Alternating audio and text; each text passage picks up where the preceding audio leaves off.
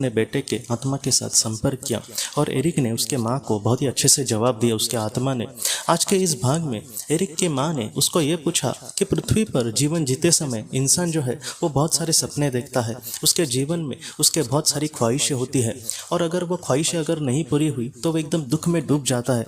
क्या आत्मलोक में भी जो आत्माएं होती है क्या वो सपने देखती है, और अगर वो सपने देखती है तो वो किस तरीके से उसको पूरा करने की कोशिश करती है, और अगर समझो वो सपने उसके पूरे नहीं हुए तो क्या वो इंसान के जैसे ही दुख में डूबती है। ये जो सवाल है दोस्तों हम सब के मन में कहीं ना कहीं आया होगा और वही बात एरिक के माँ ने उसको पूछी।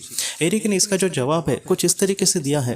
वो ये कहता है कि पृथ्वी पर जब हम जीवन जीते हैं तब हमारे सामने बहुत सारी चीज़ों को हम देखते हैं।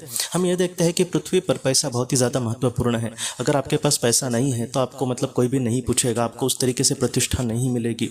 इन सारी चीज़ों से हम सक्सेसफुल इंसान बनने की कोशिश करते हैं और इस तरीके से हमारी एक धारणा बन जाती है कि मुझे तो कुछ अपने जीवन में करना ही है। अगर मैं ज़ीरो बन के रहूँगा तो मुझे कोई भी पूछेगा नहीं और मैं अच्छे से अपने जीवन भी नहीं जी पाऊँगा।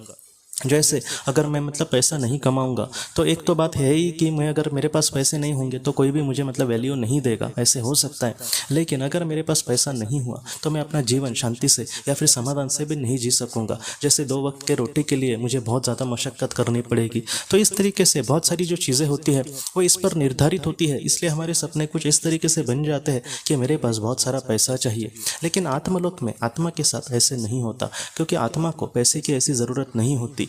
और बात अगर देखें तो अगर हम बात करें कि सपना देखने की, तो आत्माएं भी बहुत बार सपने देखती है, लेकिन उसके सपने कुछ अजीब होते हैं, कुछ अलग होते हैं। एक इंसान के तौर पर अगर हम सोचें तो उसने ये कहा है कि हर एक आत्मा का कहीं ना कहीं सपना यही होता है कि वो मोक्ष तक आगे चली जाए।